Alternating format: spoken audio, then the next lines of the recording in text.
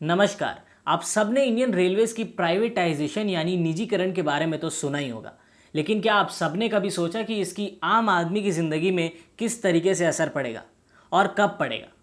क्या Indian railways की privatisation करना सच में ज़रूरी है? देखेंगे इस वीडियो में इसकी पॉजिटिव और नेगेटिव एस्पेक्ट्स को लेकर। सबसे पहले जान लेते हैं क्या है प्राइवेटाइजेशन ऑफ रेलवेज। प्राइवेटाइजेशन यानी निजीकरण। हाल ही में भारत के रेल मंत्री पीयूष गोयल ने रेलवेज की प्राइवेटाइजेशन किए जाने की घोषणा की है, जिसके बाद बताया है कि करीब 2023 तक 150 ट्रेनें 109 रूट्स पर चलाई जाएंगी।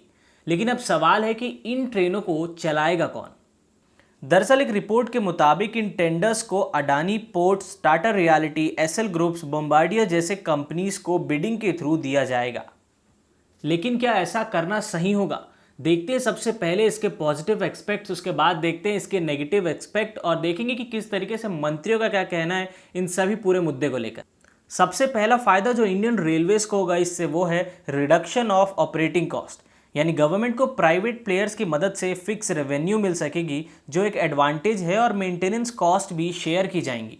दूसरा एडवांटेज पब्लिक के लिए है, क्योंकि इसमें बात हाइजीन और प्रॉपर क्लीनिनेस को लेकर होगी, यानी वॉशरूम और कोचेस की क्लीनिनेस की जो परेशानियां हम पहले झेला करते थे, इस बार इन्हें प्रॉपर ध्यान रखा जाएगा, क्योंकि private companies private helpers hire करेगी, जो कि एक अच्छा स्टेप है।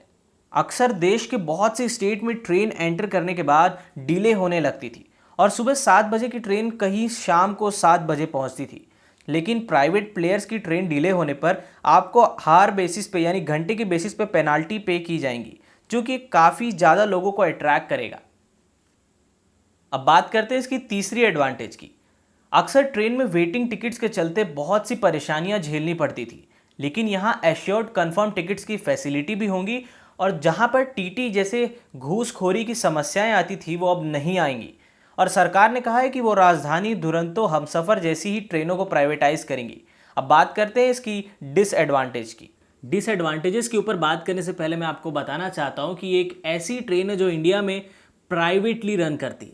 दरअसल मैं बात कर रहा हूँ तेजस एक्सप्रेस की, और ये एक सक्सेसफुल ट्रेन है इंडियन रेलवेज की तरफ से। डिसएडवांटेजेस, सबसे पहला और फोरमोस्ट पॉइंट है कि अगर गवर्नमेंट ट्रेनों को प्राइवेटाइज कर देगी तो प्राइवेट प्लेयर्स अपनी फेयर प्राइसेस को खुद फिक्स करेंगे, जिसके चलते ही आप फेयर प्राइस हाइक की प्रॉब्लम हो सकती है, जो कि रीज़न बन सकता है किसी दूसरी सबसे बड़ी प्रॉब्लम का, जिसे हम कह सकते हैं क्लास डिवीजन का। यानी फैसिलिटीज़ के साथ प्राइस भी बढ़ाए जाएंगे, जो इंडिया की करीब 64% मिडिल और लोअर क्लास वालों के लिए भेदभाव का एक मुद्दा बन सकता है। अब बात करते हैं दूसरी सबसे बड़ी डिसएडवांटेज को लेकर। यानी बहुत सी इकोनॉमिस्ट का मानना है कि प्राइवेटाइजेशन एक मेजर कॉज है रेलवे फेयर्स की इंक्रीमेंट के लिए, क्योंकि यहाँ गवर्नमेंट के पास एक कंपटीशन आ जाती है, जिसके चलते दोनों ही प्राइसेस में फेर बदलाव होने लगते हैं। Can fail like UK and can success like Japan, यानी यूके में रेलवेज की प्राइवेटाइजेशन गवर्नमेंट के लिए प्रॉब्लम बन गया था, क्योंकि गवर्नमेंट ने प्राइवेटाइजेशन के वक्त स्ट्रिक्ट रूल्स यानी कठोर नियम नहीं बनाए थे, और उन्हें प्राइवेट कंपनीज को बाद में सब्सिडाइज करना पड़ा था।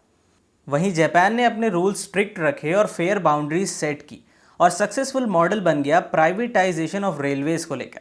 तो दोस्तों, ये तो बात हो गई पॉजिटिव और नेगेटिव एक्सपेक्ट की, लेकिन वहीं अगर एडवांटेजेस की बात करें तो डेवलपमेंट की राह से देखा जाए तो प्राइवेटाइजेशन ऑफ रेलवेज सही ऑप्शन हो सकता है इंडिया के लिए। वहीं अगर बात करें डिसएडवांटेज की यानी नेगेटिव एक्सपेक्ट की, तो वो कम है लेकिन काफ़ी सीरियस है। आने वाले वक्त में ये एक इक्वालिटी की राह से देखें तो भेदभाव का एक मुद्दा बन सकता है। ऐसे में गवर्नमेंट को प्राइवेटाइजेशन ऑफ रेलवेज को एक सक्सेसफुल मूवमेंट बनाने के लिए प्राइवेट प्लेयर्स के लिए एक स्ट्रिक्ट रूल इम्पोज करना होगा। जिस तरीके से जापान ने अपनी रेलवे की फेयर प्राइस बाउंड्रीज सेट की थी, वैसे इंडिया को भी प्राइवेट प्लेयर्स के अगेंस्ट एक railway fair price boundaries set करनी होगी, चाहे जो भी हो, लेकिन वही करना चाहिए जो कि जनता के लिए अच्छा हो, ना कि प्राइवेट कंपनीज के लिए। जाते जाते एक नज़र डालेंगे कि क्या कहना है मंत्रियों का इस पूरे मुद्दे को लेकर।